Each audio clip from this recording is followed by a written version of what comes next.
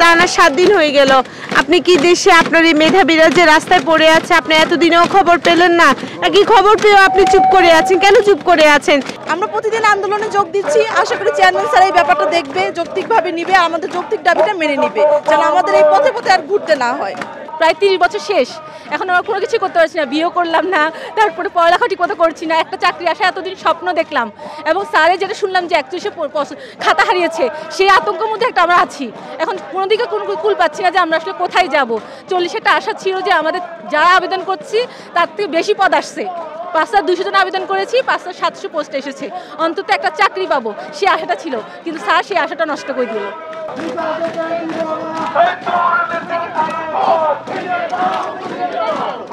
আমরা যোগ্য, আমরা বিসিএস পাস করেছি, নন ক্যাডার হয়েছি, হয়তোবা ক্যাডারদের সাথে আমাদের মার্কসের কম্পেয়ার খুব সামান্য। এটা ধরতে গেলে আমাদের নন ক্যাডার জব একটা প্রাপ্য। উনি যদি আমাদের এই প্রাপ্যটা আমাদেরকে না দেয়, আমাদেরকে যদি সামাজিকভাবে হেয় প্রতিপন্ন করে, তাহলে বিষয়টা আমাদের জন্য আসলে দুঃখজনক। তো আমরা চাচ্ছি পিএসসির ভেতর থেকে চেয়ারম্যান স্যার নিজে অথবা শক্ত কোনো প্রতিনিধি, ওই এডি এসব না, ওনাদের পক্ষ থেকে কোনো মেম্বার স্যার আসতে পারেন বা চেয়ারম্যান স্যার নিজে আসলেই ভালো হয়। উনি এসে বলুক, আমাদের সাথে কথা বলুক, ওটা যদি ঠিক হয় তাহলে হচ্ছে ওরা যদি যুক্তি দেখাতে পারে যে ওনাদের বিধিটা সঠিক এবং ওনাদের বিধিটা যৌক্তিক, যে এত বছর নিয়ম পালন করেনি এখন নিয়ম পালন করতে চাচ্ছে, তাহলে আমরা এখান থেকে চলে যাব। কিন্তু ওরা যদি আমাদের সাথে কথা বলে এসে ওরা যদি ওনাদের যুক্তি খণ্ডন করতে না পারে, তাহলে আমাদের দাবি মেনে নিক, আমরা এখান থেকে চলে যাই। এই যে 5 বছর আমি সংসারকে সময় দিতে পারিনি, সন্তানদেরকে সময় দিতে পারিনি, আমি কি একটা স্বপ্ন ছিল যে না, যদি আমি পরিশ্রম করে যেতে পারি আমি একটা ভবিষ্যতে ওদেরকে সুন্দর ভবিষ্যৎ দিতে পারবো, কিন্তু এখন আমি ওদেরকেও কিছু দিতে পারলাম না, ওদেরকে ভবিষ্যৎ যে সুন্দর একটা করে দিব সেই সম্ভাবনাটুকুও নাই। এর জবাব আমাদেরকে কি দিবে, পিএসসি কি দিবে? এটা শুধু আমার একার গল্প না, এরকম হাজার হাজার আমাদের ভাই বোনদের গল্প।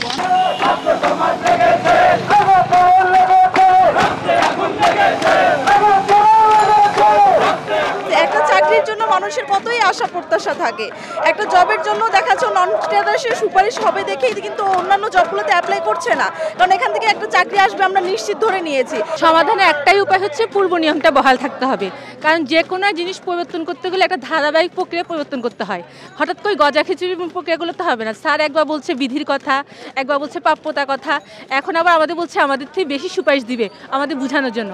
তো স্যারকে তো একটা সিদ্ধান্ত আসতে হবে কীভাবে তিনি সমাধান করবেন। কিন্তু আমাদের কাছে হচ্ছে যে সুন্দর একটা প্রক্রিয়া ছিল, সেই প্রক্রিয়াটা চলমান থাকলেই নন ক্যাডার নিয়ে যে সৃষ্ট সমস্যা, সেই সমস্যাটা সমাধান হবে। তাই আমাদের একটাই দাবি হচ্ছে পূর্ব নিয়মটা বহাল চাই। প্রধানমন্ত্রী আপনি আর চুপ করে থাকবেন না, আমাদের জন্য চেয়ারম্যান স্যারকে আপনি আদেশ দেন পূর্বের নিয়ম অনুযায়ী 40তম নন ক্যাডারকে নিয়োগ দেওয়া হোক, শুধু 40কে না, বিসিএস থেকে নন ক্যাডার নিয়োগ দেওয়ার যে প্রক্রিয়া, সেই প্রক্রিয়া পূর্বের নিয়ম অনুযায়ী অব্যাহত থাকুক, তাকে আপনি বিধিতে পরিণত করুন, যে বিধি দেওয়া হচ্ছে সে বিধি সংশোধন করে নেন। আমাদের স্বপ্ন, আমাদের জীবন যখন শেষ, আমাদের স্বপ্ন যখন ধ্বংস হয়ে যাচ্ছে, তখন আমাদের আর পিছুটান বলতে কিছু না। এটা আমাদের স্বপ্ন, এটা আমাদের জীবন। পিএসসি চেয়ারম্যান চাচ্ছেন পিএসসিকে অকার্যকর করে দেশকে বিশৃঙ্খলার দিকে নিয়ে যেতে, আমরা তা কখনোই হতে দেব না। আমরা আমাদের এই দাবি আমরা বাস্তবায়ন করে এখান থেকে আমরা যাব।